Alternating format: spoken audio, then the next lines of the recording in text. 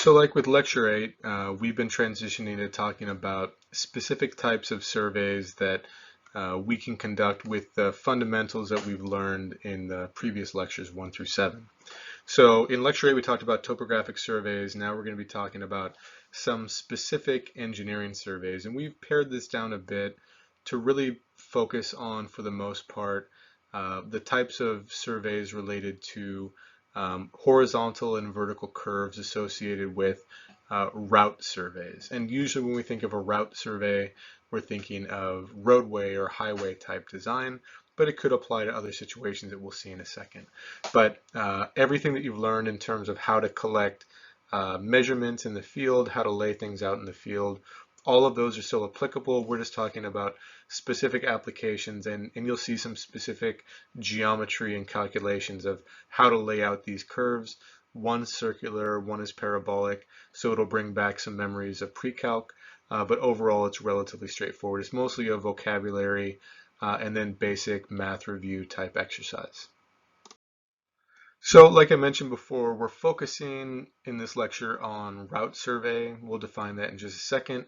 And then specific to route surveys, there are curves that we have to define and measure and then also lay out horizontally as well as vertically. And they're pretty fundamentally different from each other, one of them being circular, one of them being parabolic. But the nomenclature and the vocabulary can sometimes kind of seem confusingly similar. So we need to spend a bit of time going through the definitions and then the basic calculations that are associated with them. So like I mentioned before, route surveying is primarily concerned with long and narrow engineering facilities. And most people would think of this in terms of roadways, highway designs, multi-use paths, things like that. But it applies to we have interns at Bonneville Power Administration, and when they're laying out their transmission lines, they're certainly using these route survey fundamentals. If you're laying out a canal, like an irrigation type canal, a long and narrow facility, you would be using similar methodologies as well. So any facility that's long and narrow in civil infrastructure, these would be applicable. Tunnels for heating ducts like we have underneath campus at PSU would also follow this kind of route surveying. And just to kind of reinforce what I've mentioned a couple times before, all of your basic surveying fundamentals of um, uh, how to measure distances, how to measure angles, how to account for error, things like that, all of it applies here. This is just a specific application of that knowledge. So we're going to review a bunch of terms, and that's another nice thing about these later application type chapters is that because it's all based off knowledge that you've learned before, we're going to be revisiting it, and so you'll get a second or a third time to hear a lot of this nomenclature and vocabulary and let these ideas sink in a little bit more. So for example, when we're talking about route survey, uh, the common three terms that we use to identify like the three orthogonal directions of a route are alignment, profile, and cross-section. And this is actually a figure from earlier in your book, not in this specific chapter related to engineering surveys. And so just to kind of drive this idea home one more time, the route is defined along a horizontal path that can curve, that can meander, go back and forth, in addition to up and down. But let's focus on the horizontal meandering right now. That would be like the center line of the roadway as it's shown here. Now, there's not really any curve to this, but it could theoretically curve in one direction or the other. That's what's known as the alignment. It's the horizontal path of this route. The profile, on the other hand, is the vertical path along the horizontal alignment. So as we go to every point horizontally, the profile maps what the vertical elevation is at every single point. And then finally, the cross section. The cross section is simply defined as being taken perpendicular to the alignment itself. And so it's a cross section that it's like you're taking a knife and you cut it at 90 degrees. through the alignment, and then whatever you see, that would be that's like the view that you would have if you were driving down the roadway. You would see the width of the roadway, you'd see the sidewalks on the side, and that's really what we're seeing here with the cross section itself. So alignment is the horizontal path, profile is like the vertical path following the alignment, and the cross section would be a perpendicular section cut perpendicular to the alignment, basically. So here's just another view of basically the same thing. This is from a student contributed project down in Molalla. This is the plan view. So this would be my alignment. This is a pathway project. And so you see that in the plan view, the top-down view, we see that this path has some straight segments, has some curved segments as well. And so we need to be able to define like how all of that is laid out. That's the big subject of this chapter, how that horizontal curve is defined. And not to spoil anything, but a lot of these notes that are attached to the alignment, they're giving us information about that horizontal curve, and we'll define those a little bit later on. The profile is shown in the bottom right, and that profile is the vertical path. So at every point along that alignment, we can identify what the vertical elevation is. And so it's important to note that the profile follows the path of the alignment. It doesn't follow necessarily a straight path. If that horizontal alignment curves, the vertical elevation in the profile is taken at points along that horizontal curve. Very important to note. And then the cross-section view. For this project, the cross-section was very, very simple. It was just a little slab of asphalt and then basically no grading off to the side, but this is the cross-section view right here. So alignment, profile, cross-section, a very common way to represent the engineering design for route-based facilities, roadways, paths, pipes, tunnels, things like that. So let's talk a little bit then about the horizontal curve. So the horizontal curve is going to show up in the alignment only because the alignment is the horizontal path of this route.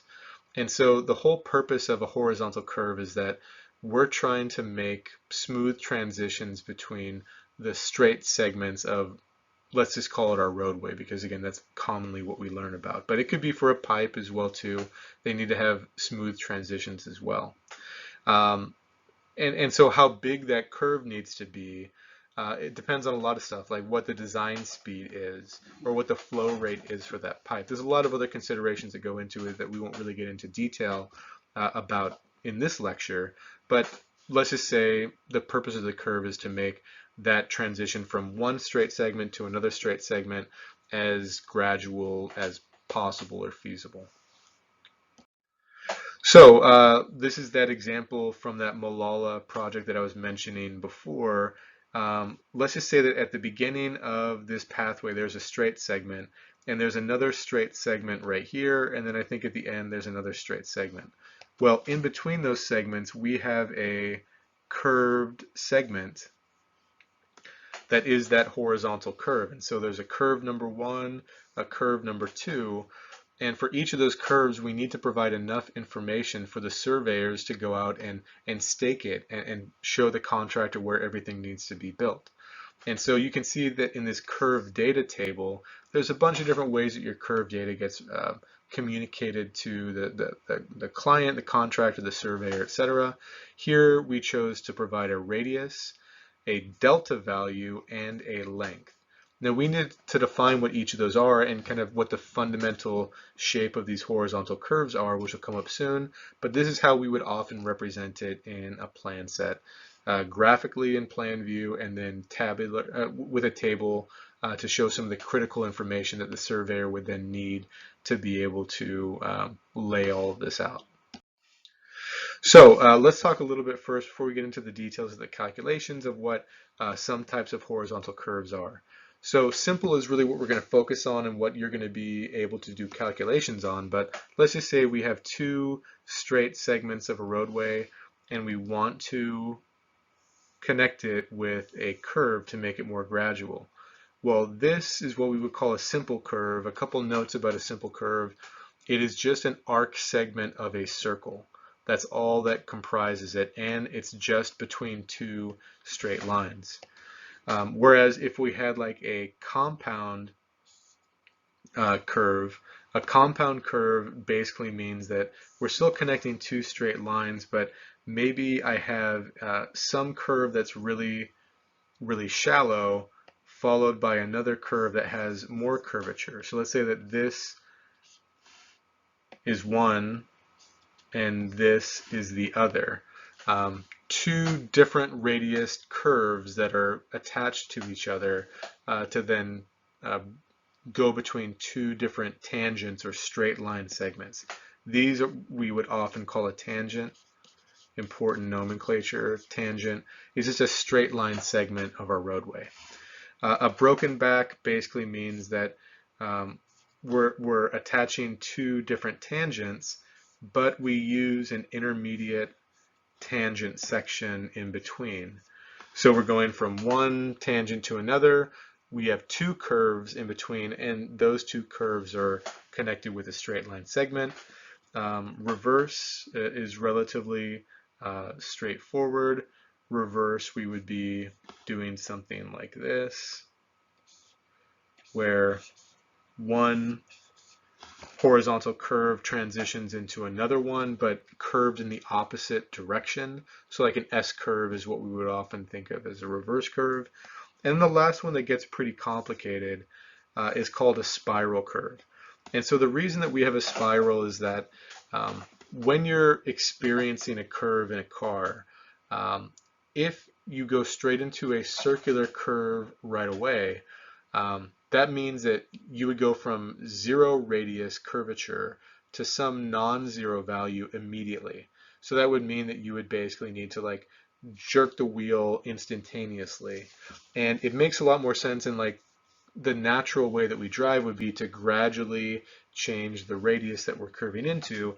And so what a spiral does, and we won't need to do any calculations on this, but just so you have some background, what a spiral does is instead of connecting with just a purely circular curve, it attaches some spirals, and the spirals are much more gradual, and the spirals basically go, whereas the circular horizontal curve has a constant radius the entire way, the spiral curve goes from 0 radius to matching the radius of the circular curve at the end.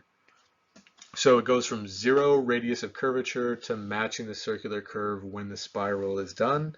And that just makes it much more intuitive and natural when we're actually turning the steering wheel in our car.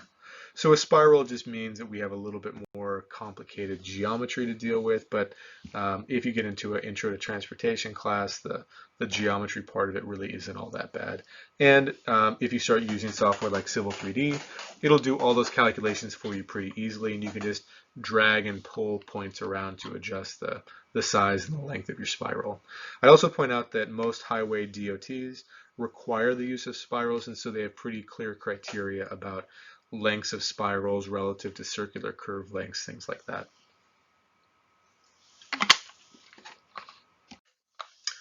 Okay, so now let's get into the actual calculations associated with a simple curve.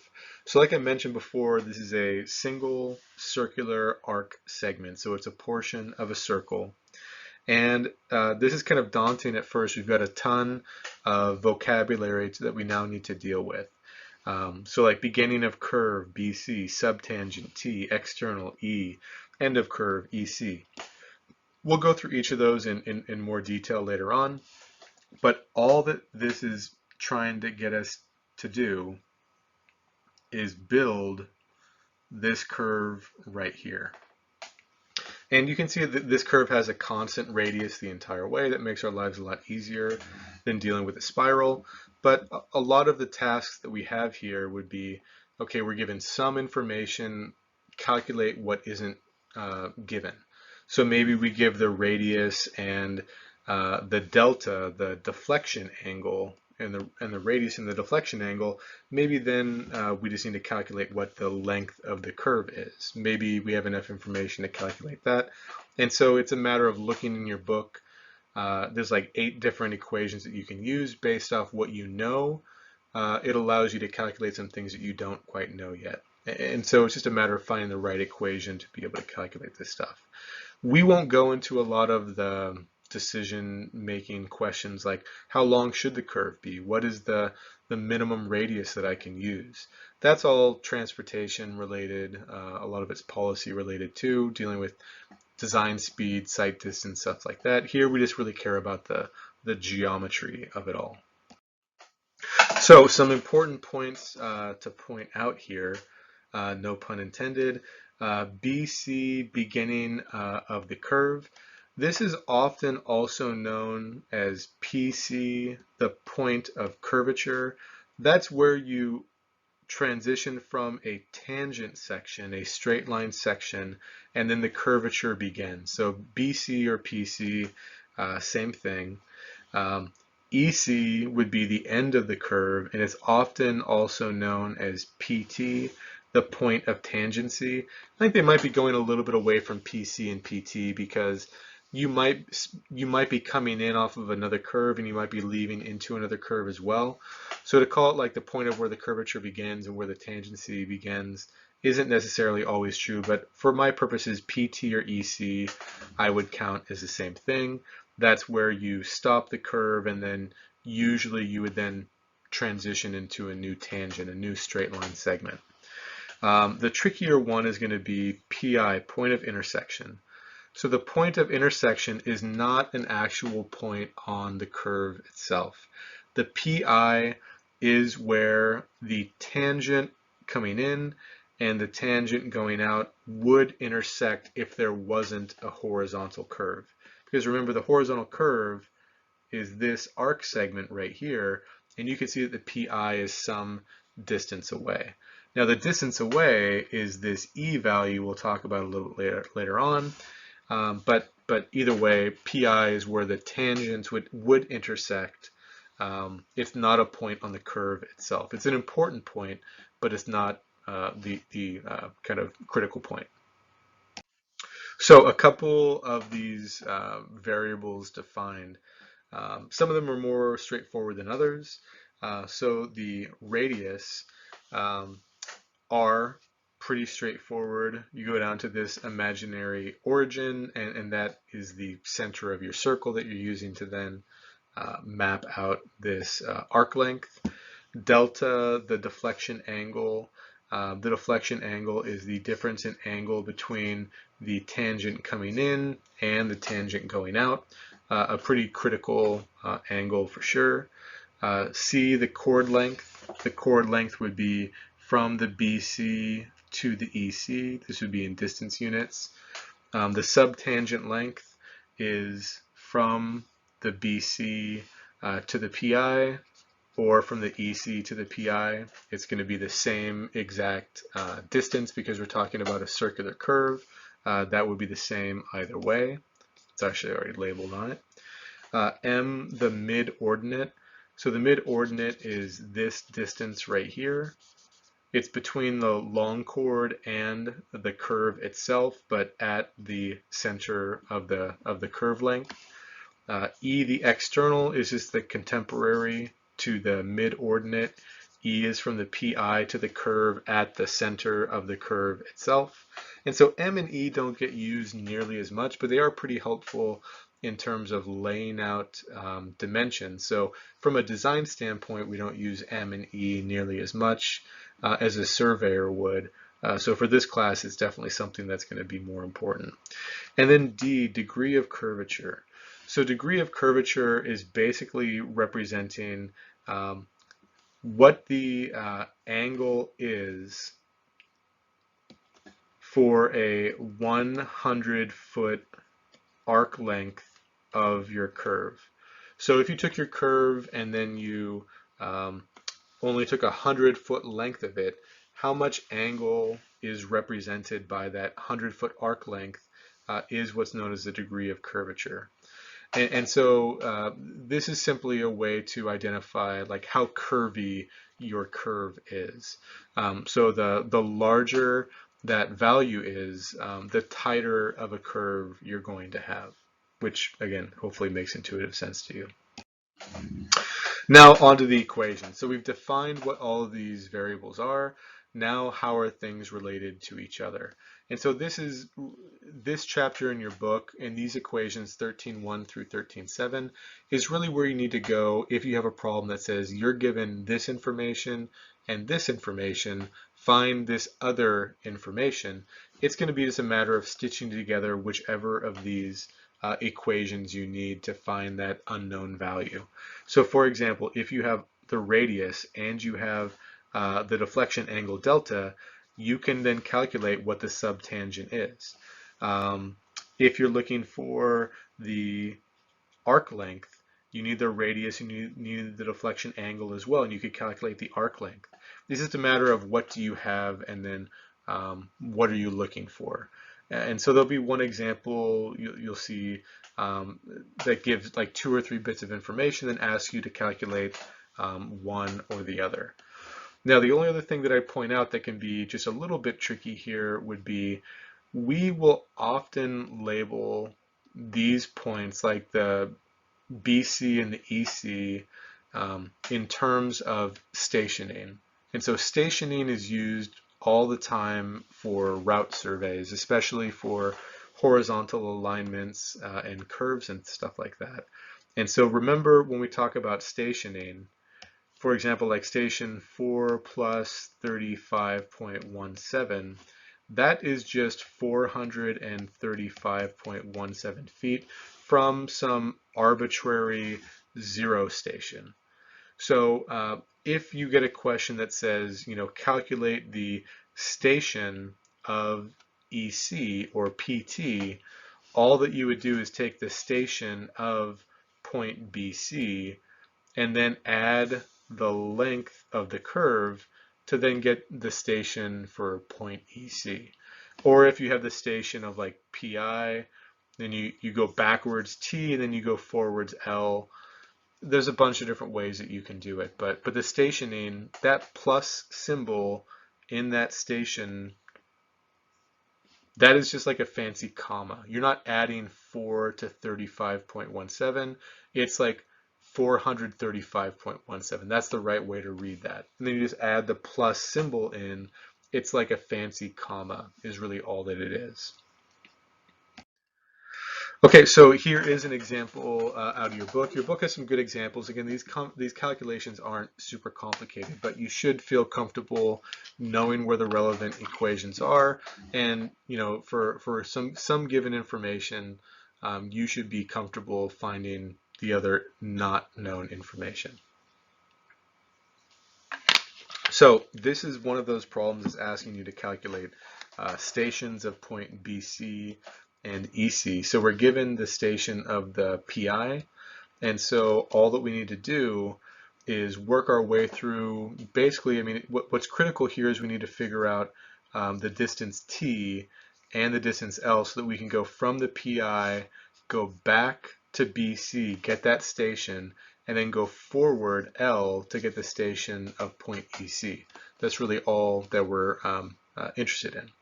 So again, and your book goes through this in some detail. I'm just pasting what they have in there. It's a matter of what do you have and what are you looking for. So we're given the deflection angle, we're given the station of the PI, and we're given the degree of curvature of 6 degrees. So what we're missing, a common input to most of these equations would be the radius. So we can calculate the radius based off one of those formulas out of chapter 13. We get the radius is 954.93 feet. From that, we can get the subtangent length T by using this other equation out of section 13.1. We get 94.98 feet. And then to get the arc length, we then use this other equation that uses the deflection angle and R, two things that we now have, to calculate the arc length. And then once we have that, we can simply go through, start at the PI, go backwards the value of T to get to the BC station. Once we have the BC station, then we move forward that distance L, the arc length, to get the station of point EC. And that's pretty much it. So drawing a diagram, always super helpful. Adding values as you get them.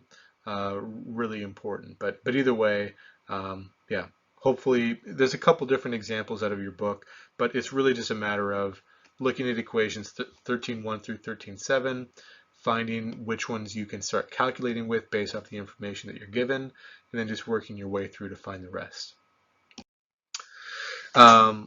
So if you were in the field and you were trying to lay out a curve as opposed to, you know, defining a curve or measuring an existing one, there are a couple different tools that you can use to do it. I mean, obviously, like the equipment would be probably a total station and stuff like that, but you might be interested in laying out like specific points along the center line of that curve, and you can do that a couple different ways. You can do it at constant lengths, like arc lengths along. So here there are 20, looks like 20-meter arc length segments here, and your book gives you the tools of how to calculate what that deflection angle would be from the first tangent line in order to get to those points. So if you're asked to stake out every 20 meters along the center line, there are ways to find those relevant deflection angles, and the equations are in your book.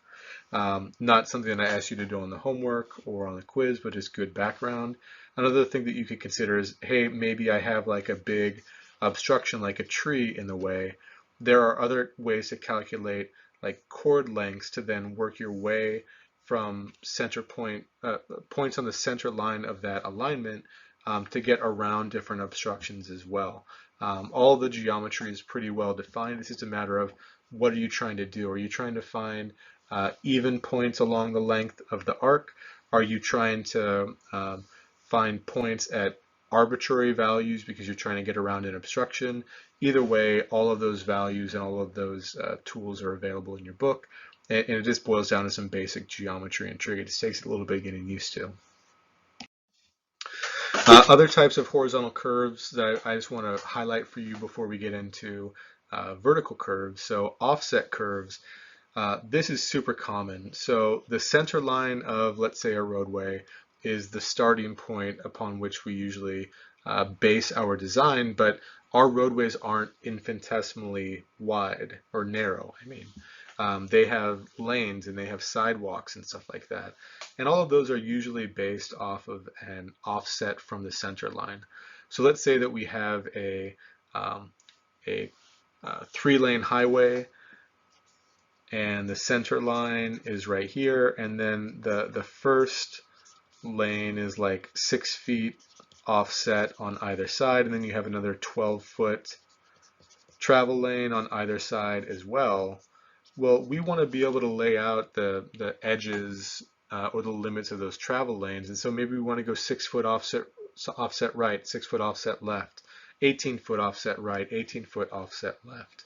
Well, that's relatively easy to do, and the math is basically just changing the radius is fundamentally what we're doing, but you've got to be, you know, a little bit careful to make sure that everything is ending up perpendicular as you then transition back into a tangent, but overall relatively straightforward. The geometry gets a bit more complicated when we're talking about spirals and stuff like that, but for our purposes here, it's basically just changing the radius if you are in a simple horizontal curve.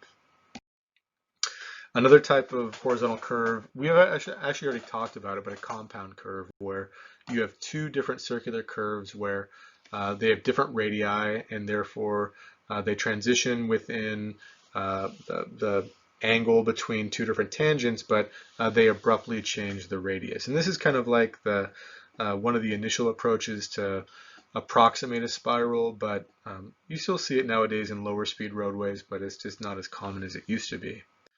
But spiral curves are. So we've talked about spiral curves before. The idea is that you have still some circular curve, but then leading into it and then leading out of it, you have a spiral curve that transitions from 0 radius of curvature to matching the radius of the circular curve in order to make the path much more palatable and intuitive for the driver. So the Geometry is a bit more complicated. You have additional abbreviations that make things a little bit trickier, but fundamentally a much better facility for the public and therefore pretty common in high-speed roadways, highways, freeways, things like that. All right, now transitioning over to vertical curves. So vertical curves, not surprisingly, are the same kind of idea as a horizontal curve, but instead of talking about northings and eastings like horizontal dimensions, here we're talking about elevation. And we want to provide a smooth transition between different grades of our roadway, like straight line segments of our roadway and elevation, just like we did with the horizontal curves. And there's a lot of considerations about like, well, how long should this curve be? But that's outside the scope of the class. That would be for a transportation class. So there are things called sight and stopping distances where it's important for us to base off the design speed of a roadway, make sure that people have an opportunity to see what's coming in enough time for them to stop if there's an obstruction in the road. So there's a bunch of calculations and standards that go into that. But we won't get into in this class. All that we're really going to talk about is the geometric relationships and how to measure these and what goes into it. So big fundamental difference between a vertical curve and a horizontal curve is that vertical curves are parabolic in shape. They're not circular, they're parabolic, and therefore there's not a constant radius for us to point to. So that seems like it might make things a little bit trickier. And there is a fundamental difference between a crest vertical curve where it's representing like the maximum elevation locally, or a sag vertical curve where it's going down and potentially having a local low point as well. The math isn't any different, but we do classify them separately, and there are different considerations for sight and stopping distance depending on which type we have. But an important thing to point out that we will care about would be where is the low point of that curve or the high point of that curve, and that just involves some basic Math 251 differential derivative calculus to figure out, okay, well, we know what the equation for a parabola looks like, and therefore I can take the derivative, figure out where it's equal to 0, and that will tell me if it's a low point or a high point. All right. So some nomenclature, some vocabulary to get used to. Instead of BC and EC for begin curve and end curve, we have BVC and EVC. Used to be called PVC and PVT for point of vertical curvature and point of vertical tangency, but BVC and EVC, I believe, is where the standard nomenclature is going. So as we're going in, again, remember we're looking at a profile view at this point. So the BVC is where we stop having a tangent, a straight line segment. The EVC is where we would pick up that tangent again. And then the PVI, the point of vertical intersection, is very similar to what it was for horizontal curves. If that tangent were to extend, both of them, they would intersect at the PVI. It's not a point on the actual curve itself. It is simply a point where the tangents would intersect if there wasn't a curve whatsoever. Another critical thing about vertical curves is that the length that we talk about for vertical curves is only the horizontal projected length of that curve. It's not the length along the curve itself. It is just the horizontal projection from BVC to EVC. That's all that we're talking about. And we'll see this a little bit later on, but to the point of vertical intersection, that's always L over 2, from BVC to PVI or from PVI to EVC. And then finally, G1 and G2, the slope coming in and the slope going out, that is G1 and G2.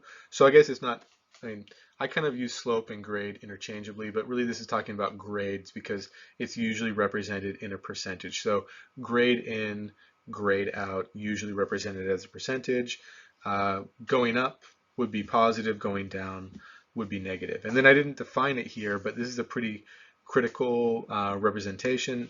A is the arithmetic difference between G2 and G1. So this is calculated as G2 minus G1. Put the correct signs in for G2 and G1, and A could be positive or it could be negative, depending on whether it's a sag or a crest vertical curve. So just like with equations 13.1 through 13.7, we've got a few different equations for the parabola functions for vertical curves. So we start with our fundamental ax squared plus bx plus c equation. Your book then goes through some Math 251 review and says, okay, well, we know how to calculate the slope of a parabola. We know how to calculate the second derivative of displacement with respect to x.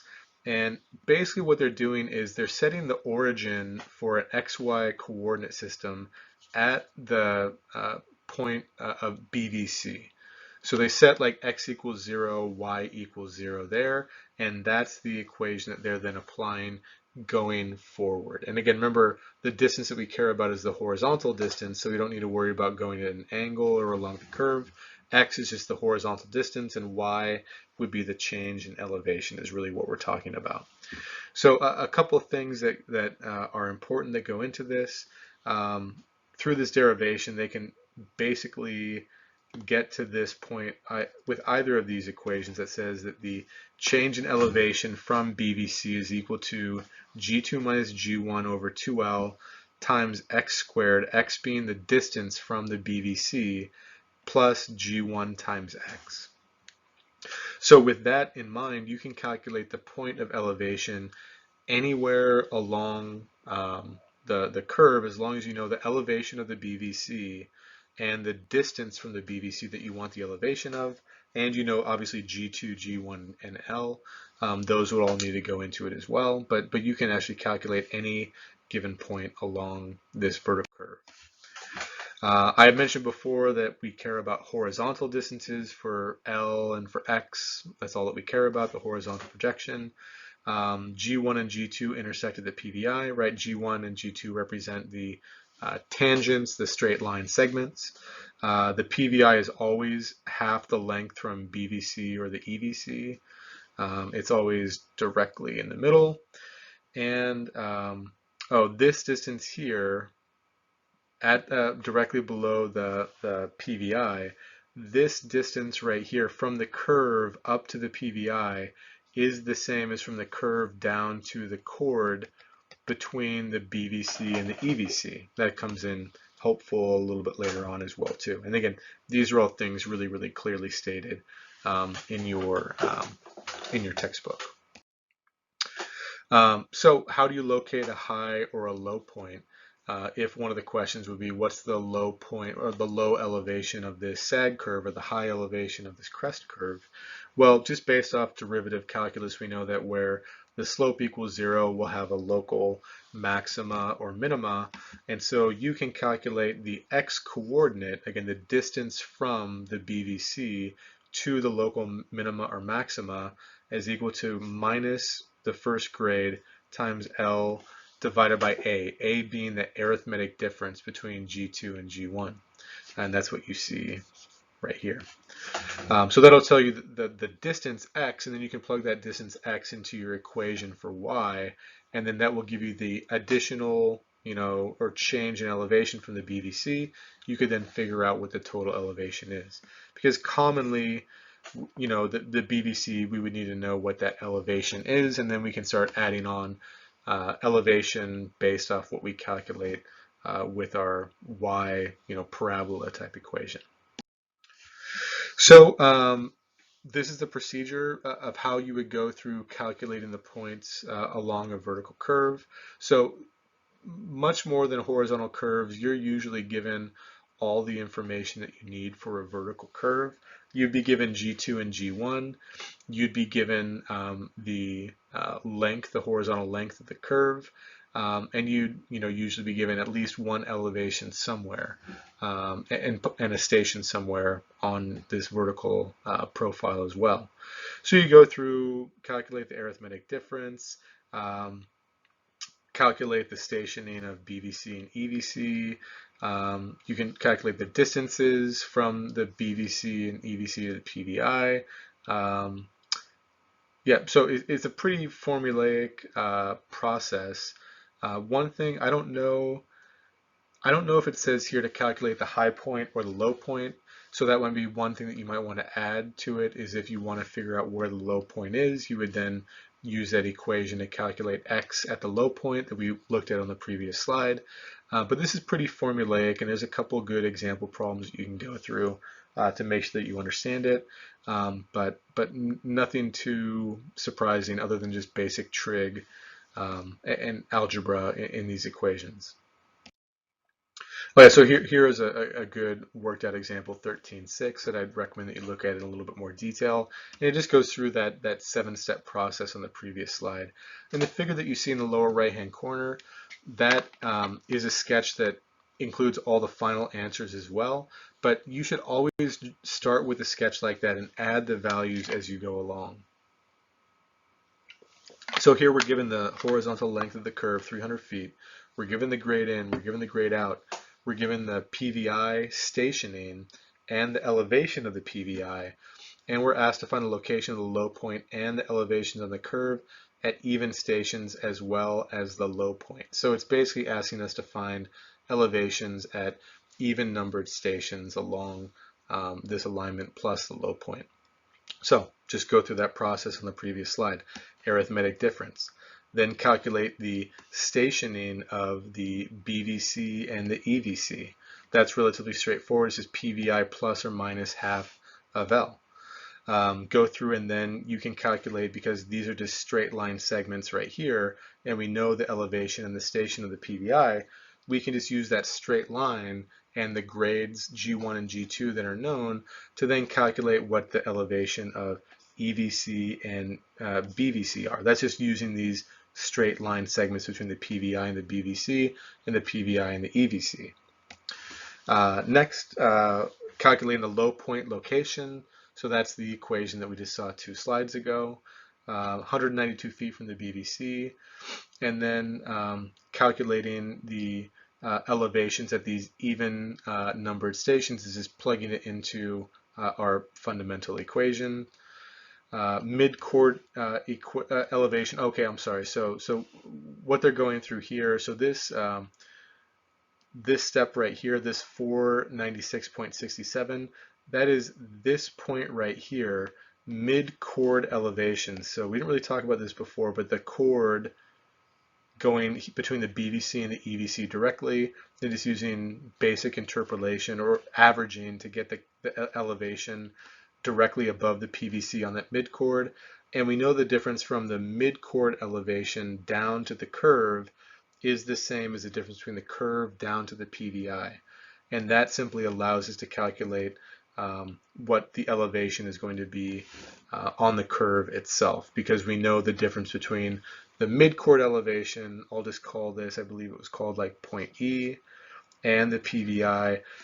That distance from the PVI to point E, half of that, right directly in the middle of that would be where the curve goes through. That's one of the rules that we talked about a few slides ago. And then you can go through and calculate you have all the information that you need now to calculate the elevations at whatever stationing you want.